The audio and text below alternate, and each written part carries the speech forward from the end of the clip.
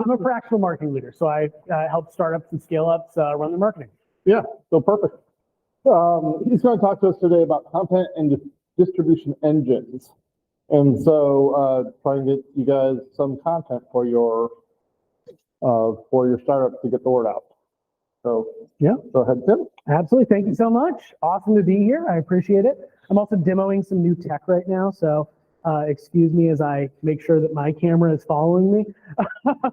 So I'm super excited to be talking to y'all today, specifically because we're at a really interesting inflection point when it comes to the internet in general. Like, I don't think enough people fully grasp the inflection point that we're at, specifically because for those of us who are old enough to remember that the internet wasn't always like this, the internet wasn't always TikTok, the internet wasn't always short form video, the internet used to look and feel very different than it does today.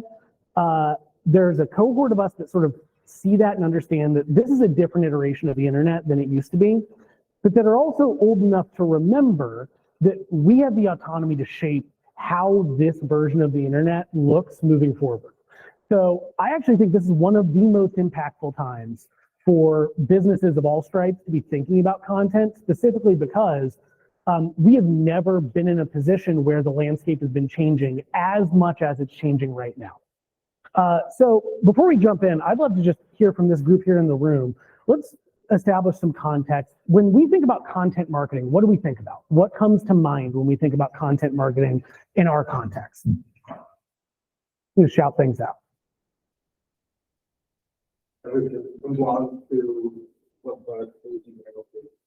Yeah, blogs, website, email. One thing I noticed about that answer, that sounds really familiar to everybody, right? Well, okay, if we're talking content marketing, what blogs are we producing? What blogs are we producing? How are we posting those things on Twitter or X? I'm sorry, Elon. How are we posting those things on LinkedIn? What does that look like on our website? What ebooks are people going to download? Everything we just described is text-based. Every single thing that we just talked about is text-based, and most content marketers are thinking about it through the lens of text-based content, which is important. Like, everything that I'm going to say today does not devalue the idea of text-based search engine optimization, text-based social media. Those things are still going to be super important over the course of the next decade. But if we stop there, if we limit ourselves to what the internet looked like 10 years ago, when everyone was going to Google and typing into a search box the thing they wanted to find so they could read a blog, we're going to dramatically limit the number of people that our content is seen by, and that's going to have a huge impact on our revenue. So today what we're going to talk through is we're going to walk through an overview of how the content landscape has changed over the last 5 years. I'm going to share the framework that my clients are using right now to get discover, build their influence, and grow their revenue within their market. And then we're going to get some specific actions that your organization can be taking to implement these things today. What can we do without a huge budget? What can we do to implement something today that will get content out the door and put you in a position where you're able to capitalize on some of these trends? So one of the biggest things that a lot of people undersell here, and if you want to know who is doing this the best right now, some of the best people in the world to talk to are folks who operate within the home services space. Ironically enough, like, if you would have asked me 10 years ago, 5 years ago even, Tim, who's doing great content marketing out there? I wouldn't say my local plumber. I never would have, because that's not how they thought about things. But we're in a world right now where the search landscape has shifted from being text first to video first. YouTube is the second largest search engine in the world, behind only Google, and they're owned by the same companies, they're cousins, right? Alphabet owns both YouTube and Google, and they serve one another, they feed one another. Video has become a huge vector for search, and the reason why we see this a lot in the home services space is because if you want to look up and find out, like, what do I do about this clogged toilet, you're not going to Google to read a 750-word blog post that ranks first. You are looking to find a video, hopefully 90 seconds, that will tell you how to fix that clog now, because you have about 90 seconds to fix that clog. So the search landscape has shifted dramatically to video. And the video first landscape, if you look at that, has been shifting over the last 2 or 3 years from long form to short form. And this creates a viral loop that has, if you're able to capitalize on this, it is going to put you at a huge competitive advantage compared to the rest of your market. So cyclical content engines are different than what I call linear content engines. When you think about a linear content engine, I think about sort of the old world of search engine optimization, right? You're living in a world where you look up the keywords that you want to rank for, you write a great blog post on it, you rank first for it, then that thing will serve you forever. You live in a landscape where I've worked for companies where their number one lead driving asset is an ebook they wrote 5 years ago. And it just keeps driving value, keeps driving value, keeps driving value. That world is slowly dying off. It's not dead. It's nowhere near dead. It's not going to be dead in the next 5 years. So we should continue to invest in those things as we see fit. But the area where there's the most growth potential is sort of these viral feedback loops that short form to long form video enables. So what you'll see, and you'll see this in your own YouTube algorithm if you guys use the YouTube app especially, short form content, YouTube Shorts, Instagram, TikToks, end up reinforcing long form content. So if you're posting short form videos on YouTube Shorts, here's what's going to happen to you. All of a sudden, your long form videos are going to be showing up first on people's feeds. They're also going to be showing up higher in YouTube searches. They're also going to be showing up on Google search engine result pages. Again, they're owned by the same company, right? Of course, Google is using YouTube's search results to reinforce their text-based search algorithm, right? So what then happens is because you're ranking better on all these platforms, more people start to see your short form video, which then puts you in a position where those things feed your long form videos, and the cycle continues, the cycle perpetuates. And if you don't believe me, I've got one person I want you to talk to, two people actually, Travis and Jason Kelsey. If you, dollar for dollar, tell me who you would rather be in the sports world right now than Travis and Jason Kelsey, not just because of what they're doing on the field, but because of what they're doing online. Right now, their online presence and what they're doing with their podcasts has been super successful, and anyone who has followed them has probably seen their playbook is super simple. They record one long form podcast. That thing might be an hour, it might be an hour and a half, it might be 2 hours. They chop it up into a bunch of 30-second clips. They're posted on YouTube Shorts. You're scrolling on YouTube Shorts, and you will inevitably see one of their shorts pop up. Maybe you like it, maybe you stay on it just a little too long, right? And what invariably is going to happen is close the YouTube app. Next time you see that, close the YouTube app. I dare you. Open it back up and tell me who you see. They're going to be on the top. And it's not going to be just them on the top. It's going to be their 2 hour long form video. Why is that? It's simple. It's economic incentives. YouTube's incentive is to keep you on the platform as long as humanly possible. If they know this type of content is going to engage you, and they've seen that in a 30-second clip, then you bet your ass they're going to feed you a 2 hour video to see if you stay on the platform for 2 hours. You know they're going to do that. So this sort of viral feedback loop that we're seeing of long form to short form to long form video is hugely impactful, but it's not just, as opposed to TikTok and Instagram Reels, where you actually have to come across that content directly in your feed. The other big benefit here for businesses is YouTube, again, is the second largest search engine in the world right now, which means there are a lot of folks who are going to YouTube specifically searching for content about your product, your services, your niche, your industry. When they show up, they search for that. That reinforces the YouTube Shorts, which reinforces the long-form YouTube videos. So somebody searches for something on YouTube related to your industry. They watch a video about that you've posted. Next time they open up their YouTube Shorts, there's going to be more videos from you. If they engage with those, the long-form videos are going to be showing up as well. Your reach on YouTube, if you're able to capitalize on these viral feedback loops, is going to be higher than anywhere else that you can get reach today, and it's going to be consistent. So that leads me to, what do we do with all of that attention, right? If we're living in a landscape where it's really easy for us to get a lot of eyeballs on your company, a lot of eyeballs on your content, get a lot of people paying attention to you and focusing on you, what do we do with that attention? And this is something I anchor my clients back to all the time. It's easier to sell an ideology than it is to sell a product. We live in a world right now where people are looking to believe things, right? People have things they want to believe about their job, about their lifestyle, about themselves. And the better you are as a business and a content creator at helping people believe those things about themselves and about their business, the easier it's going to be to convert them into people who believe in your message and believe in your vision, because it's easier to sell a product to people who believe in your ideology. So as opposed to the old world that we lived in, where it was very transactional based, it was very focused on how do we get people to show up to a text-based blog, download an e-guide, and then we're going to hit them up with emails and cold calls from our SDR team until they convert. Living in a universe where we say we're going to build a big audience that is going to believe in the ideology of what we teach them about their role, about their job, about their company, about their future. The better we are at doing that, the more folks are going to turn into inbound interest and demand. And right now, with the rise of especially podcasts and especially video, it has never been easier in the history of humankind to spread your brand's ideology to massive in-market audiences, both who are looking for your product today and those who are not. So this old way is very linear funnel based, right?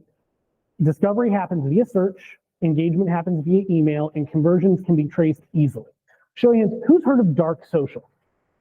Dark social? It's a bullshit term, it means nothing. But it is a real phenomenon, right? Dark social is jargon that we have applied to the fact that traceability of conversions has gotten a lot harder. And I don't think that's intrinsically a bad thing, right? Just because I can't prove for a fact this is the specific video that eventually caused you to join my email list, which eventually caused you to convert to being a buyer, to me, that's not a failure, right? It's just a different way for us to measure our funnel, and we live in a much different world into what we can and cannot trace. Discovery engines were highly one way. So I like to talk about discovery engines, not search engines, because the world of search has changed so much. And I believe that generative AI is creating a world where generative search is going to become something very big people need to focus on in the next 5 years. So I like to sort of flatten out that curve, broaden it out, and just focus on discovery engines, right? How are folks discovering me today? It used to be one way. I would go to Google. Google would deliver me a list of things that that match the query that I'm looking for. And that was the end of that transaction. Next time I opened up Google, they weren't like, hey, by the way, you were looking for plumbers. Here's more plumbers. That's not happening. We now live in a world where that's no longer the case. And the sort of ideology I used to preach was, in organic search, your job is to grab land and charge rent, right? Because it is a broad world. There's a lot of keywords that you can rank first for. Go get your land. Go show up first. Go get that property. And then once you are there, you get to earn your rent now, right? Once you're ranking for the right keywords, you can convert that traffic. You can pay your bills.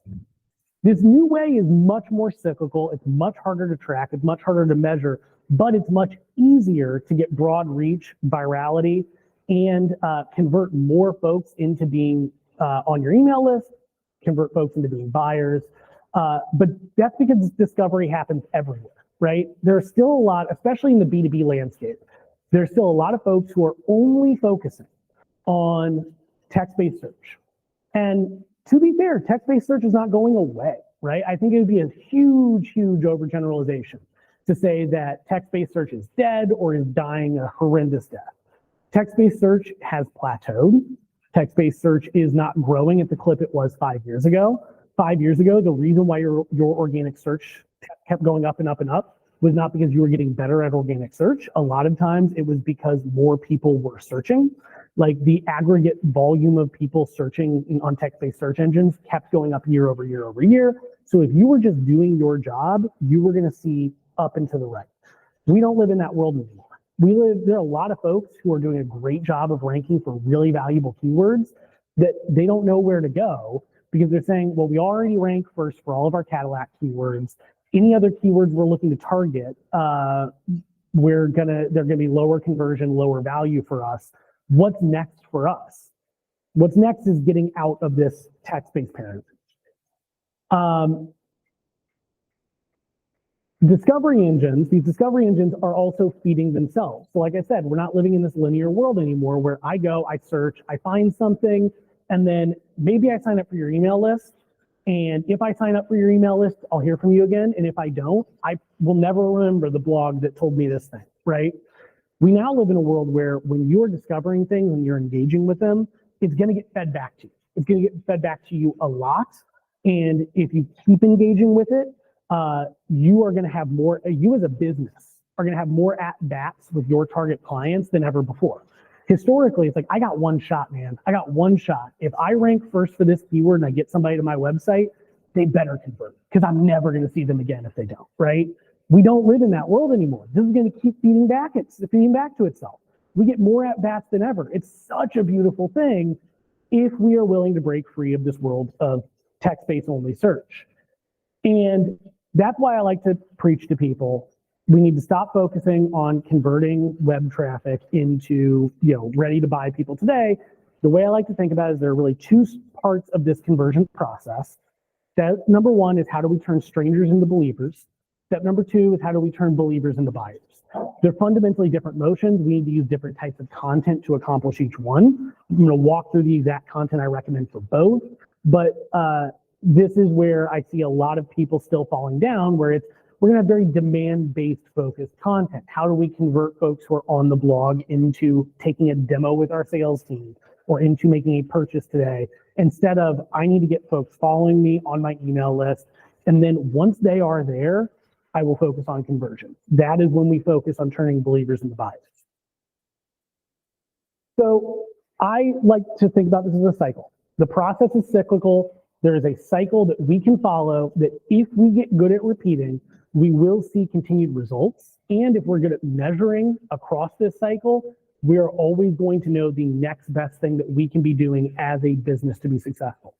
There are four pieces to this. You need a central asset that is repurposed across discovery platforms with a call to action that builds an audience and a conversion path that generates revenue from that audience. If you have all four of these things, you can build a thriving business using nothing but the tools that we already have via video and organic search.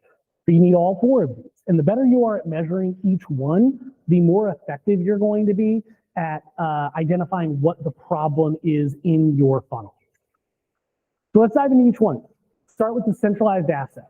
So in our text-based world, we do ebooks, we do ultimate guides, we do PDFs, we do buyer's guides, right? I actually still think those are valuable, right? They're not necessarily going to be the conversion assets that are going to lead to the biggest reach, but they still can add a lot of value. But when it comes to what would I recommend from a repurposability perspective, podcasts. I'm a huge podcast fan. Recording video podcasts is the single easiest way to get repurposable content. And if the mission here is visibility, you are never going to have better visibility than what you're going to get by doing audio and video-based podcasts that can be repurposed and redistributed across discovery platforms. You will never get better than that. And the other thing I like about podcasts specifically is you can always go from podcast to text. You can't always go from text to podcast. Another big mistake I see people make is sort of treating these things like they're isolated from one another, right? We're living in a world where I've got an ebook and I've got a podcast. No. We need to start with one centralized asset. One centralized asset that we get really good at producing, and then we create new content around that. So you might have a podcast, start with that as a centralized asset, and then say, hey, we're gonna do 4 episodes in a row where we talk about this subject that I wanna write an ebook on. And when I write that ebook, I'm going to be able to quote 5 different folks that I interviewed on those podcast episodes. I'm going to be able to pull out clips and segments. And then I also have all of these text-based and audio-based assets that I'm able to use across these distribution platforms to point people back to that ebook. I'm not limiting this to, I'm going to produce an ebook and then hope I can get people there. I'm going to start with distribution in mind, start with the distribution assets I need to get the visibility, and then convert those into the conversion asset that will get people to join my email list. Once I've done that, I need to redistribute or repurpose across as many discovery platforms as possible. Text-based world, SEO blogs, and text-based social are still going to be relevant. These are not going to be things that go away. These aren't going to be things that I could anticipate, they've plateaued. They're going to be at the level they're at today from a volume perspective for the foreseeable future. But again, I don't want to limit us to that when it comes to discoverability. If the only place that we're showing up is on text-based search networks, then we're going to be limited. So redistributing via short form and long form video, optimizing that long form video for search, and making sure that we're pulling out as much of that short form as possible and feeding into these engines, that's going to be essential to increasing the discoverability of our content, increasing the discovery platforms that we are findable on. With a call to action that builds an audience, we got to get them on our email list. Email lists aren't going anywhere. Emails, one of the things I like to talk about with people is like, I think a lot about the internet, how it's evolved over time. Actually, I've got a Substack where I talk about how we gather online, because I actually think it's a fascinating thing, this social experiment that we all have been a part of for the last 30 years. It's fascinating to me that we all opted into this. But one of the things I find really, really interesting is email is the only lasting protocol since the World Wide Web. And for those of you who are like technical enough to understand the difference between protocols and other parts of the internet, it's like they have tried so many times to create new protocols. They're trying right now with the social pub that's going on with Mastodon. They're trying to build new protocols. But I remember the last new protocol they tried to build, RSS. And RSS failed to be commercially viable, right? Like, it's actually kind of crazy that, say more actually about that. I would love, hit me.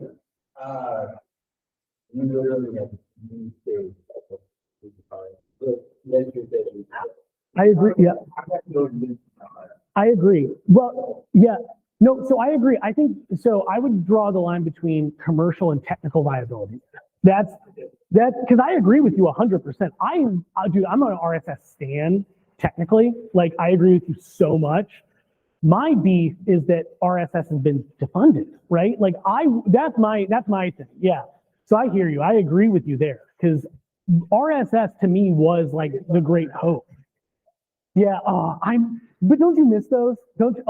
Yes. I miss those RSS days when RSS really was king, right? Because there was hope for, can we build a new protocol? But really the biggest lasting protocol has been email, right? But actually, the point that you just brought up there is really prescient. In both cases, whether we're focused on getting people to subscribe to our email list or to a podcast, we're not focused on getting people to follow us on a channel. We're getting people to subscribe to a protocol that we own, right? We're getting them to subscribe to being accessed via a protocol directly, which is really, really powerful. So getting people to an email list, an SMS list, or an online community that you own, not rent, is essential if you're going to run this playbook. It's as simple as email opt-in. If that's all you do, that is fine. You can get as complex, and I've done this before, as like, no, we're going to build a private community using something like Mighty Networks, where we're going to build our own internal community for evangelists of our brand, for customers, for whoever it is. And that can be super effective. That's much more calorie intensive. Like, you're going to spend a lot more money and a lot more resources on it, but depending on your reach, it can be very, very valuable. And focusing on getting folks converted to that, it's really important to think about what are going to be our conversion assets. One of the problems with conversion assets right now is that the expectations that consumers have of conversion assets has never been higher. So like 5 years ago, I could put up any PDF and the right call to action, and I could get thousands of people to download it. Just like that, people loved downloading PDFs for a very specific period of the internet. And it was a very common way to build your list and grow your influence. We now live in a world where people have much different and much higher expectations, especially if you're B2C. If you're B2C, no one's downloading a PDF from you. I'm sorry. Like, it's just not going to happen. But it's also never been easier to create conversion assets that are way more engaging. So I actually love Involve.me. If you're not familiar with it, it's like $50. It is a SaaS platform. It is incredibly easy to use. And you can build calculators, you can build quoting tools, you can build quizzes, you can build AI generators for things. I used to, if you remember the days where I remember 5 to 10 years ago, people love the idea of online calculators. I want to build an online calculator that helps people know this, helps people figure out that. I'm going to use that as a lead source. It's a great idea. It was a great idea 5 years ago, and it's a great idea today. The biggest problem with this was 5 years ago, I needed to go hire a developer and pay them like $10,000 to build this thing. Tim going more and more. Yeah, no. $10,000 would get me like 2 questions in an email form, maybe, right? Like, and the capabilities would be limited, right? Like that's the other big thing is that the capabilities were limited. The UI was usually kind of clunky, and you had to be pretty damn sure you were going to see a return to justify that investment, as opposed to just saying, I'm pretty sure we have a designer that can just throw this blog into a PDF and we'll be able to generate the same number of leads that way. Using a thing like involve.me, it is so easy. You can go in, you can generate assets today. I've seen people go in an hour and create quizzes, create calculators, create things that are like beautiful, that are that accomplish the job, that are email gated, and that can put you in a position where you're really giving your audience the tools they need to be successful. I always anchor back to Jay Baer's, the future of marketing is being helpful. It's all about how can I help my audience? How can I enable them to be more effective? This is one of the best tools I've found to do that. And when you leverage tools like this, as opposed to thinking about it through the lens of how do I get somebody to download the e-guide, you're going to generate way more conversions. It's just about finding that right asset for your business. And then from there, it's about building a conversion path that generates revenue from that audience. So this is one of my clients. She runs a $1 million a year business focused in selling content products. Like this is an all online info products. And one of the biggest impacts that I had when I started working with her was going through and overhauling her email drip sequence, email nurturing, because again, like she was making the same mistake I see people make all the time, which is we have an online quiz, people go through it, and at the end of the quiz, we tell them to buy our products, and no one does. And we can't figure out why. And I'm like, well, because you're asking them to buy your products immediately after they took a quiz, and they don't really know anything about you, and they barely know what this quiz is. And now we're asking them to give us $19? I wouldn't give you $19 for that, right? And that's not your fault. You haven't done anything wrong. It's just like you need to earn this still. You still need to validate that what you're doing is going to be valuable to me. And I just gave you a bunch of data that makes that really easy. If I went through and filled out a quiz and told you a bunch of answers to questions that are relevant to your product and submit that to you, you now have everything that you need to tell me everything that I need to hear to buy from you. But you need to leverage that information. So you need to build different drip sequences for people depending on how they answer some of those quizzes, how they answer some of those questions. Make these things highly specific to the customers that you're trying to reach so that you live in a world where if I fill out this quiz, if I fill out this online quote estimator, whatever, over the course of the next 2 weeks, I'm going to get 5 emails that are all speaking to specific things I've already told you, right? That is so easy to do. It's not complicated. We need to pick a few high leverage variables that we know matter to our clientele. And once we've accomplished that, the rest is pretty easy. So email drips, email nurture, community skills, if you end up launching your own online community, is something that I always love to have people focus on, because there are a lot of folks that what they're going to do is they're going to convert, they're going to fill out something, maybe they're going to subscribe to your email list, maybe they're going to convert on one of these assets. They're going to want to join this community, they hop in, and they don't really have their bearings straight. They are looking for people to guide them, and they specifically don't want you to guide them. They don't want a salesperson coming in and saying, well, the first thing you do is give us money. That's not a great way to convert those folks.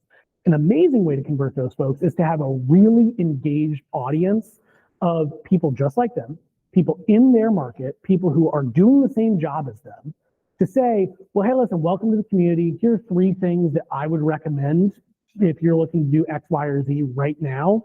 And one of those things might be working with the company that put this thing together, right? And then sales handoff being the last portion of this conversation.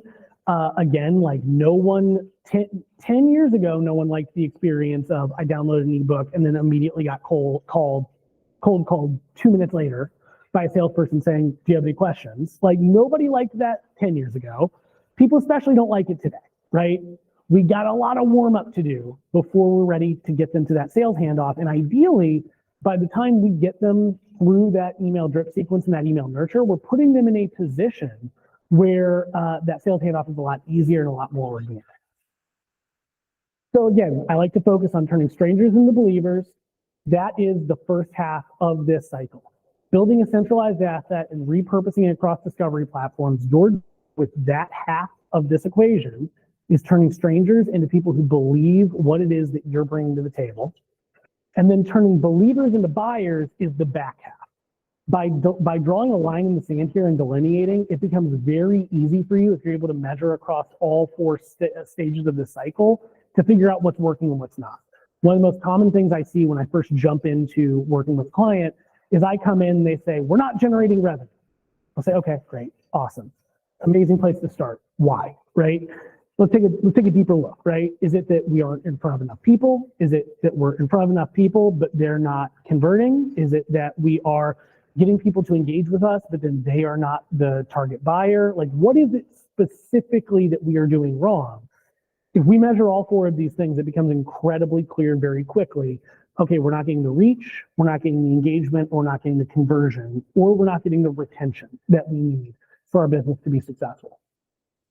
So, theoretical sounds fine, right? Sounds great. All of this sounds wonderful, but how do we actually do it? Rubber meets the road. We're all business owners, small business owners, startups. We have things to do and bills to pay. So like, Tim, give me some things I can do right now that's going to move the needle. First thing, we always need to start by anchoring to really strong persona research. So figuring out who your audience is, getting very granular about what that audience wants. So I love strong persona research. If most businesses have at least a general understanding of the personas and the audience they're trying to reach. What discovery platforms are they most likely to be using? So if your audience skews younger, they are not on Google. I don't think people understand how little Google is used by younger demos. Like, Google is text-based search especially not prevalent among younger demos.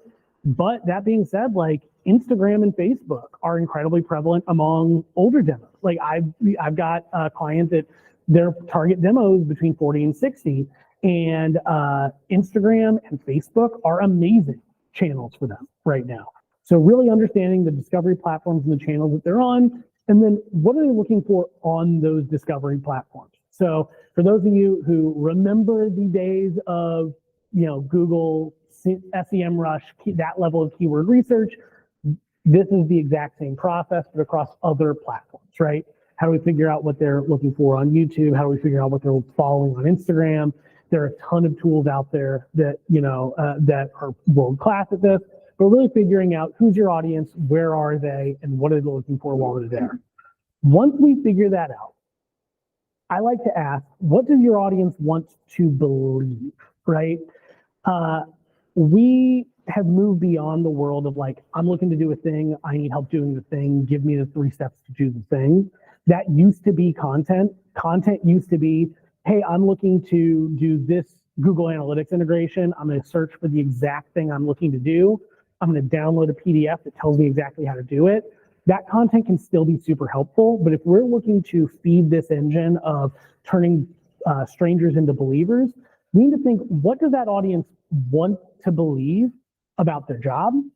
What do they want to believe about themselves? What do they want to believe about their lifestyle? Because once we know that, we can build a centralized asset around that ideology, right? I also believe that the best brands out there are very strongly opinionated. You're not going to build a strong brand by being milquetoast and trying to be for everyone. You really need to take a stand, have some opinions, and piss some people off. If you're not willing to do that, you're going to struggle to build your brand in a really competitive content space. There's a reason why people like takes. Takes are popular, takes are viral, takes spread easily. You need to be able to have some takes. It's about aligning those takes with the people who are going to be paying you money and the folks that you want to be serving. And ideally, what I like to focus on is how do we build this ideology around 3 to 5 pillars that we can mine for content inspiration. Because the other problem that I see a lot of people run into is they are super on board. They say, this is amazing, I love this idea, I'm going to jump in right now, and I want to build a podcast. We're going to do 20 episodes.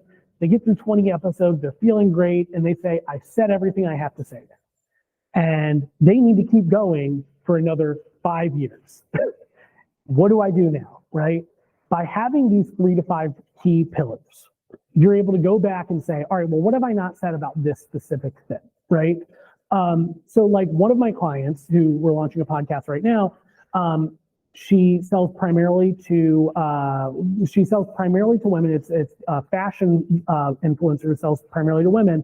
And one of her key pillars that she focuses on is you are worthy, right? It's worthiness, it's deservingness. You're worthy to feel a certain way. You're deserving of loving the way that you look. You're deserving of loving your clothes. You're deserving of loving your body. And so that gives us a deep, deep well to go mine it, right? We can go say, all right, we've said everything that you wanted to say when we started this podcast. But what are some other areas where women deserve to feel worthy where they don't today? What are some other areas where we feel like we are not reaching our audience and we're not sharing the message, even if it's only tangentially related to the actual product we're selling? Because this ideology is not just about the product you're selling. This ideology is about the deeper beliefs that we have when it comes to what value we think that product has. So the more granular we can get about those pillars, the easier it is for us to continually mine things for content inspiration, which adds a lot of longevity to this content engine. And then once we figure out what they want to believe, what is a tool, a resource, or an asset that enables them to believe it, right?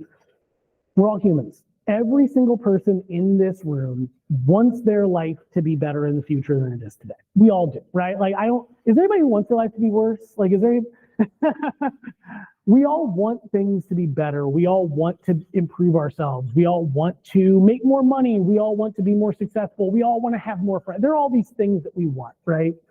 But it can be hard to believe those things. We need to give them the tools to believe that they are capable of doing these things. So if we think about this in a B2B context, like within a B2B context specifically, this is the role that e-guides, ultimate guides, buyer's guides, all these things actually served this purpose, but we didn't use this language, right? Saying, here's the ultimate guide to Google Analytics, right? When somebody downloads that, they're not saying, I'm really excited to learn about Google Analytics, right? Maybe tip one.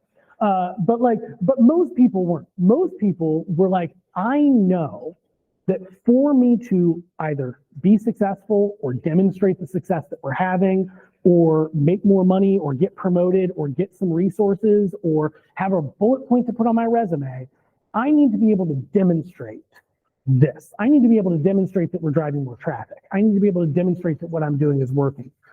That's not about Google Analytics. That's about their identity. That's about, they have a belief about their identity and how they want to be perceived, that tool, an ultimate guide to Google Analytics, is enabling them to realize.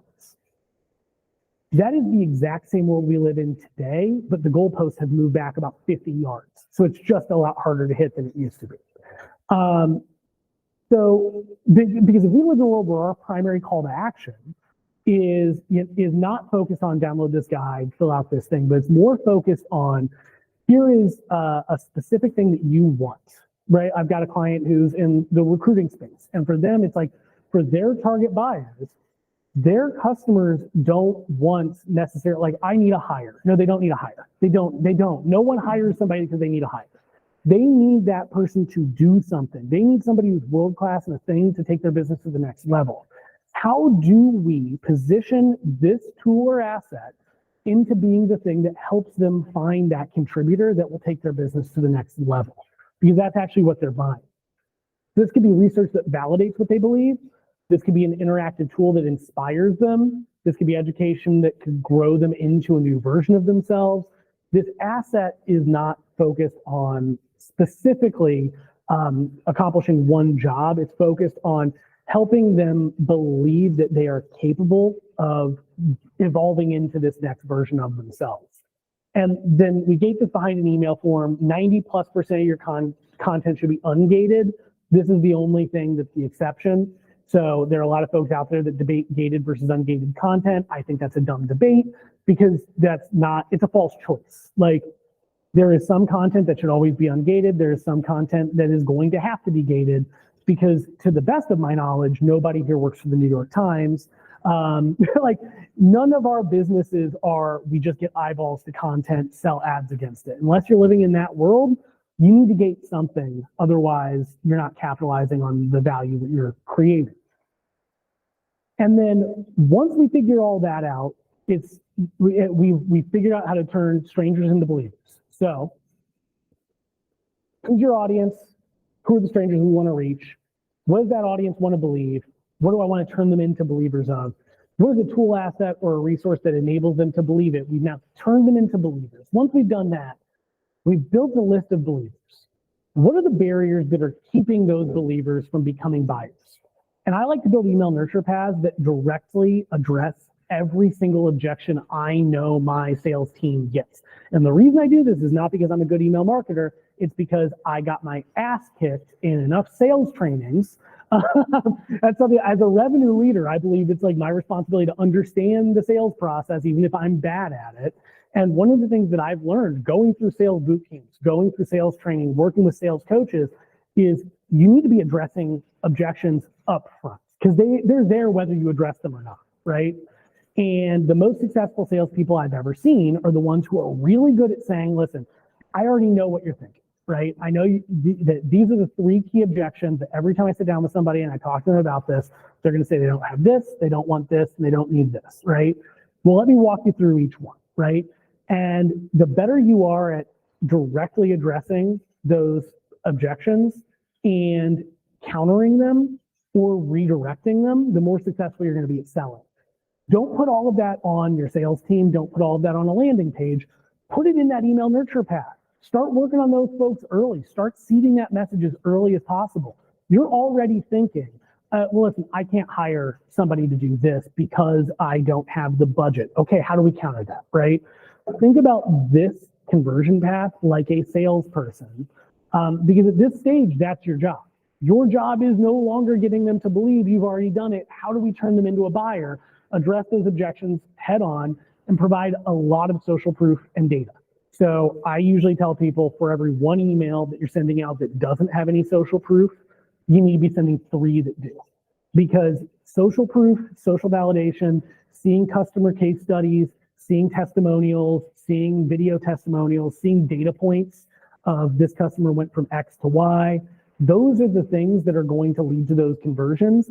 And a lot of that is going to fall on deaf ears because we've all been marketed to so much that we know to read through that bullshit, right?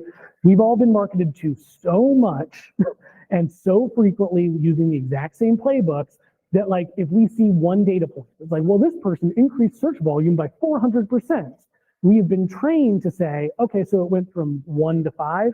Like, that's what that means, right? Tell me specifically what happened. The only way to combat that is through a lot of social proof. The volume and quality of your social proof is going to tell you a lot about your conversion path. So how long does this take, right? From a timeline perspective, you can build a really great content engine in about 8 weeks. I would dedicate 2 weeks to audience research, personas, what discovery engines do they live on, what keyword research should we be doing across what platforms. I'd spend the next 2 weeks focused on that central asset development. So maybe it's a podcast for you. I love podcasts because of how repurposable they are, but you could also do the same thing with webinars. So both anything that you're doing video of, I highly recommend just because the repurposability across platforms is unmatched. Once you've developed that centralized asset, then we focus on email nurture development. And the last thing that I like to focus on is call to action development.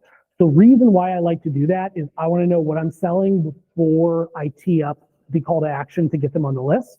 I tried this both ways. Both ways can work, but I tend to see better results when I build the call to action around the content I know they'll be receiving later, as opposed to saying, here's the call to action, and now how do I shoehorn in an email conversion path that matches the call to action that I gave you, right? So I tend to find that to be more successful, but your mileage may vary there. I've done it both ways. And then the next thing that I focus on once all of that's built, because this is that cyclical engine, right? This engine isn't enough. Unfortunately, for most businesses, this engine is not enough because you can do all of these things, you can do all of them right, and it's going to take you 8 weeks to get the thing set up and 8 months maybe to start hitting the revenue goals you actually want to hit right now based on this. This is a long game, and it's always been a long game. So on top of that, the sort of fifth step after we've set all these things up is what sales cadence do we need to hit to achieve our goals?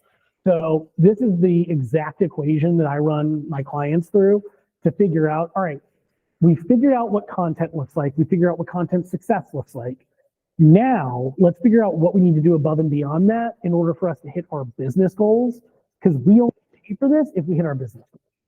So I start with the content forecast. What's our audience growth rate? How much are we converting folks?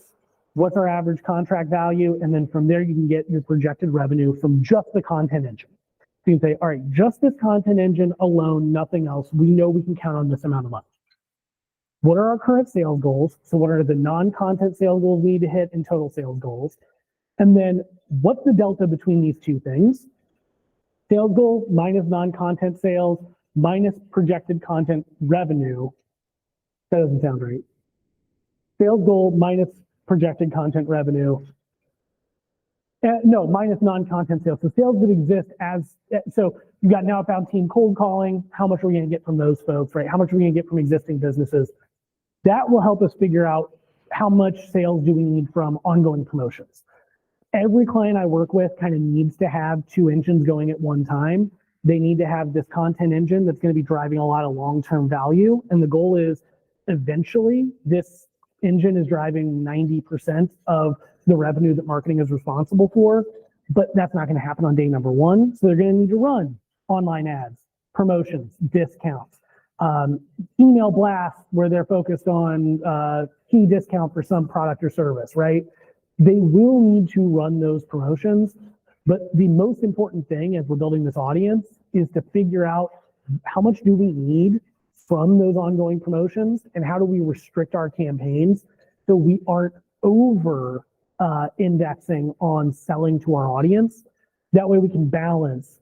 You need to strike the balance between we're engaging with and nurturing this audience, making sure that they're opening our emails in the long run, making sure that they're engaged with us, while also selling to them enough to hit our business goals. You need to know this number, because if this number is as much as we can get, you're going to be in trouble. You're just it's never going to be enough. We need to have a very clear number that marketing is responsible for hitting. This is how much we expect to come from content. This is how much we expect to come from ongoing promotions. And that will put us in a position where we can then build a promotional calendar that will augment what we built from a content side. So that's an overview of sort of what I've been focused on with my clients, some of the results I've seen. Happy to have as much discussion as y'all want, but in case you want to have ongoing discussions beyond this conversation, I've got, Tim, I'm assuming we'll send out the slide deck to everybody. I've got my email in here, timhickle@gmail.com, nice and easy. I have a Substack where I like to talk about the evolution of the internet. Like I like to focus on how we gather online. I think it's fascinating. And then you can find me on LinkedIn. I'm Tim Hickle. I'm easy to find. There's only one of me. That's a lie. There's a second one in Iowa, but he has very bad search engine optimization. So if you Google me, I'm the only one you find. So that's my talk. I would love to know what questions, what thoughts, what feedback we want to talk about. What's up? I think that's really good stuff for marketers. Yep. And that might be outside the scope of the compensation. Yeah. For small business, but my biggest challenge internally right now, especially the DC side, is convincing internal leadership. Okay. You're at a place right now where a lot of marketing teams are not committing to the strength. Yep. It's budget cut, layoff, people managing more revenue. Yep. Quicker revenue. Yep. From your experience and insight, how do you guide that conversation start turning your own C-suite? So what's talk to me about what would be the centralized asset you would want to sell to them? I'm gonna give you an inside path. Do you want to start a podcast? Because this is the easiest way to convince them. Yeah, so podcasts are the easiest way to convince them. And the reason why, I hate to say this, but it's true, podcasts cater to the ego, right? creating and the other thing that's great about podcasts is podcasts are something that can be repurposed as both a marketing asset, a marketing tool, and a sales and partnership tool as well. So one of the playbooks I've run before from a podcasting side, especially in early stage startups where it's like, we need revenue today. Like we need revenue last month, but you don't have a time machine. So what else can you do? It's like, all right, well, here's what we can do. If I reach out to a bunch of VPs and C-suite leaders at tier 1 prospects and say, would you like to jump on a sales call with us? They're all going to laugh in my face. But if I say, hey, we've got a podcast that focuses on this thing that we know you're interested in, would love to have you on as a guest, a lot more people are going to say yes. And here's what's going to happen when those people say yes. They're not going to like buy something from us on the podcast. They're not going to jump on the podcast and say, wow, this all sounds great. I love this. Where do I give you money? Where do I sign, right? What is going to happen is you're going to start forming these relationships with folks who are going to be able to accomplish two different things for you. Thing number one is all of a sudden you've got a bunch of prospects that have already talked to you, have warm relationships with your C-suite, love what you're doing. You have things that you can pull on where it's like, remember in the podcast when you said you agree with this thing that's a pillar of our business, or you said you struggle with this thing that we help clients with? When you're able to demonstrate that like very clearly and succinctly, you put yourself in a position where that's going to generate new business from a sales side. But you can also focus on how do we generate more visibility from partners? So like, do you have a partner engine? Do you have like a partner? Yeah. So like using this as a partner asset is super, super impactful because one of the biggest issues I've run into in working in B2B companies that have a partnership wing is, all right, we have partners. We've got a partner account management team of some sort that is responsible for extracting value from those partners. But like outside of giving them more, like just telling them, email them more, call them more, get on the phone with them more, what are they supposed to do, right? Like what is the partner team supposed to do to stay top of mind with everybody in their partner's books of business, right? Because that's really the goal. The goal is you want your business to be top of mind for everyone that your partners work with. Have your partners on your podcast and give them the tools to say, here's exactly how you can share this. Here's some social graphics. Here's some things you can post on your LinkedIn. Give them all the tools they need to promote their interview with your CEO, with your CMO, whoever it is, on their social media, on their LinkedIn, put them in that position. And all of a sudden you're going to see an increase in partner-based revenue. So that's sort of the way I like to think about this from how do we sell our leadership on this? It's, all right, direct sales, partnership expansion, and if all else fails, you always have ego to fall back on because you don't very few people in this world become CEOs because they're humble. Not necessarily a bad thing. You have to think highly of yourself to start a business. Like that's a good thing. I think highly of myself. Tim, you think highly of yourself, right? Yeah, that's a good thing. It's a good thing. It's an asset. It's a benefit. But if you sell them on, hey, listen, you are smart, you are capable. Those things are true, right? They're largely going to be true of the executives in your organization. We need to get that message out to more people, and this is the best vehicle to do it. You're going to have a warm audience, even if they struggle to justify it from a business perspective. Turn them into a believer using that, and then you turn them into a buyer by saying, oh, and by the way, here's all the sales revenue and partnership revenue we can generate based on our guest list. How do you Hit me. Yeah. Yeah. What specifically are the challenges? What is it? It's getting the revenue after. It's always on the problem marketing. When money starts getting tight, we're looking for return faster. How do we quantify? Well, so one of the things, and this might be challenge. This might be a challenge. But one of the things that I love about this cycle and why I recommend it, especially for early stage companies, is because of how capital efficient it is, right? Like, so for example, with one of my clients who's launching a podcast right now, it used to cost her, $4,000-ish for per month for a lot of the social media work that we had done by a contractor. Because that person was putting together a lot of net new videos. It was like, oh, we have to shoot the videos. We have to, edit the videos down. We have to polish them. We have to add a lot of stuff. Then we have to post them. It's a complicated process. There's a lot of things that go into it. one of the biggest reasons why I wanted to pivot to a podcast first strategy with her is because I'm like, all right, so right now we're barely getting out enough content. We're struggling to get out enough content on the short form videos platforms for us to get the visibility we want, and it's costing us too much. That's a wicked problem. That's really hard to get out of.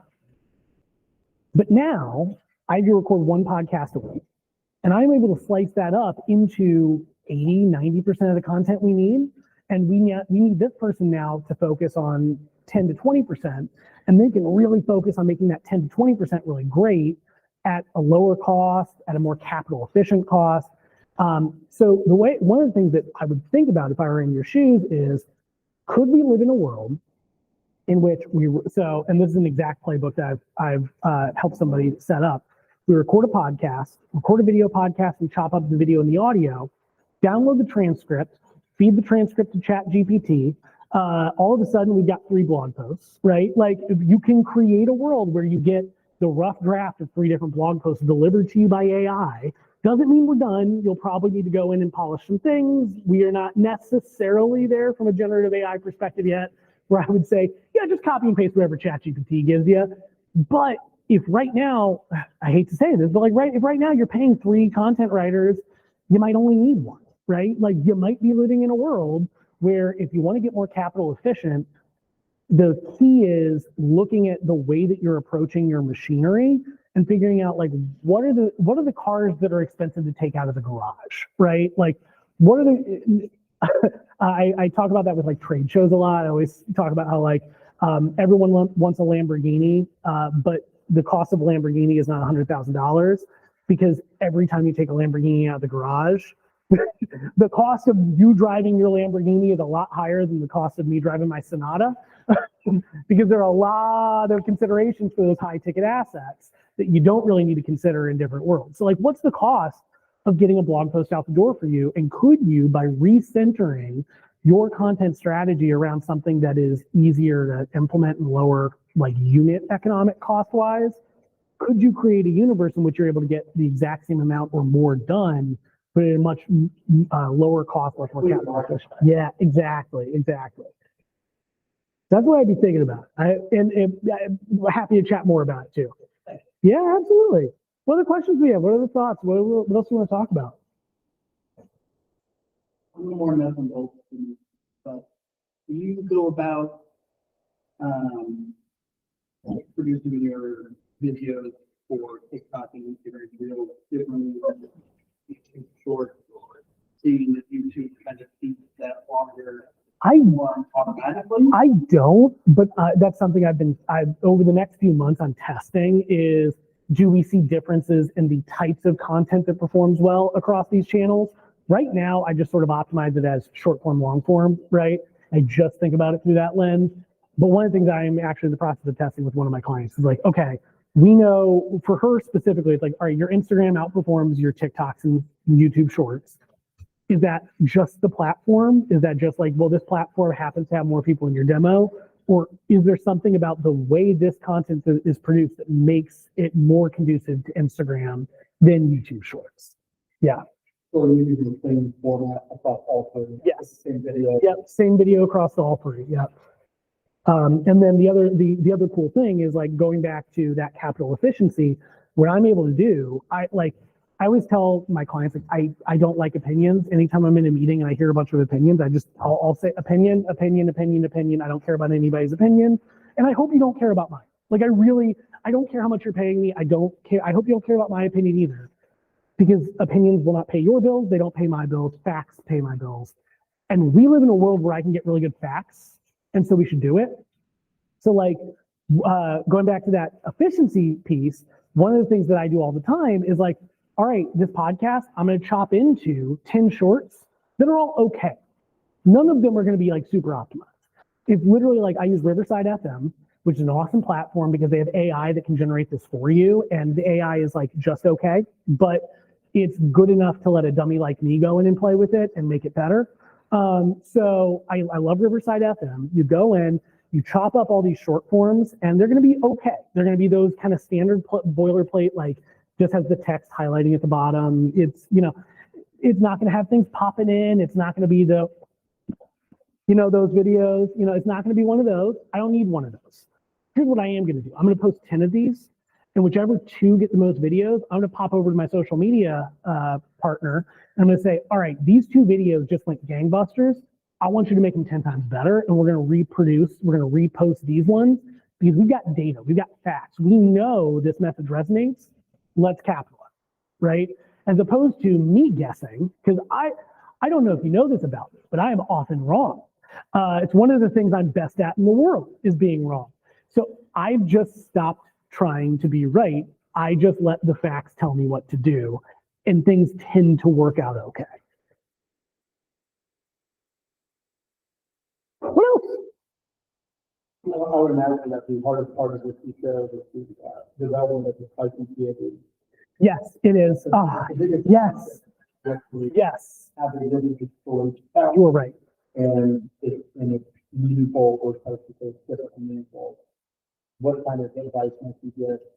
So I would be curious to then ask the people in the room, I guess, if don't know, if they raise their hand and say, this is something that we struggle with. Most people do struggle with it. Most people do.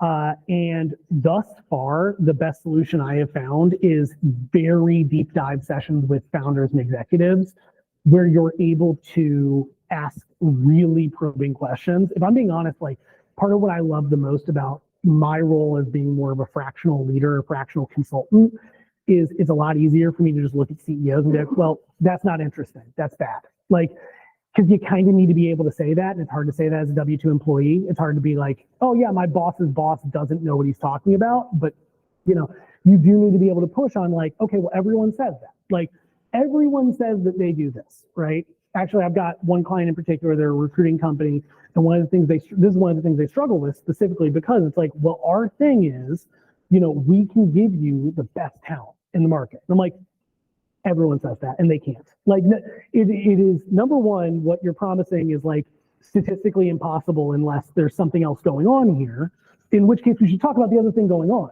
Like, we should talk about what is it that makes you different? What is it that makes you unique? What opinions do you have that everyone disagrees with, right? But getting really granular about like, what are the opinions that we have that people are going to disagree with? What are the hills we're willing to die on? Like, sometimes the best way to color a picture is to like look at the things you're not coloring, right? It's like sometimes it's easiest to figure it out by figuring out what it's not and saying like, all right, what are the three things that like, if you said this and people disagree with you, you'd be like, no, that's okay. You're allowed to disagree with me. I know I'm right, right? Like, what are the things that you believe so strongly about your business because you have seen them work for you, or because this is your perspective and this is the thesis you have on your market, that like you're willing to die on these three hills and everything else you're kind of amenable to changing on, but like you're willing to die on these hills. And that's like a lot of soul searching. A lot of business owners struggle with it because they want to be everything to everyone. Their market cap is kind of predicated on how do we be everything to everyone. And a lot of times they struggle to like, no, what is the thing that I'm willing to be dug in on? What is the thing that I'm willing to piss people off about, right? Turn people off, turn people away, have people look at me and say like, I was going to work with you, but then I saw you said X and I don't want to anymore. You kind of need to find a few of those things. And you're right, it's hard. Like I've not found a magic bullet for it yet. When I do, I'm going to charge a lot of money for it because I do think it is like so much of this other stuff is commodifiable. The figuring out your spiky point of view and what are the things that only you can say, it's just hard work. And it's hard work that can take hours of conversation. So I didn't answer your question, but I'll just end on that.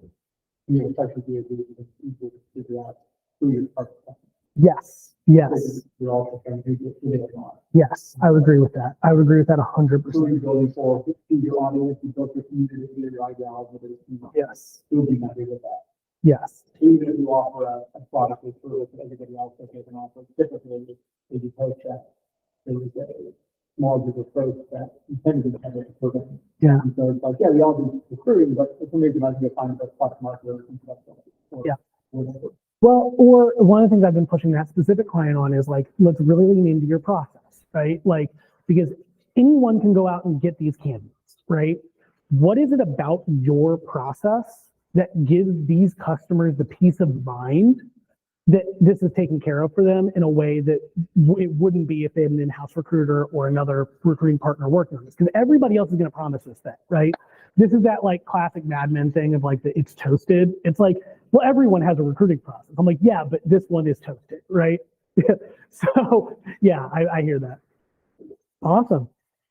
Well, folks, this was so much fun. Like I said, I've got contact info up here. Please feel free to reach out if you want to talk more. I love talking about this stuff, and I won't shut up if you let me. So thank you so much, Tim. Give me a round of applause. With that, there's bagels, there's water. Feel free. We have this room for like the next at least half hour. So if people want to sit around and chat, totally fine. Ask a question. I don't know if you'll stick around for a little bit. yeah, I can stick around for a little bit. So, but Have golf thank lessons. you guys for coming. Next month, Jackson, you already have that one yet? I don't know. That's a Travis question. Travis is on I think we have vacation. a speaker book, but I don't think I have the. Okay. So, all right. Thank you guys. Keep on the lookout. We'll send it out. LinkedIn, email. Tell friends. I'm sure Come here. How you doing, dude? Yeah. I have to bounce.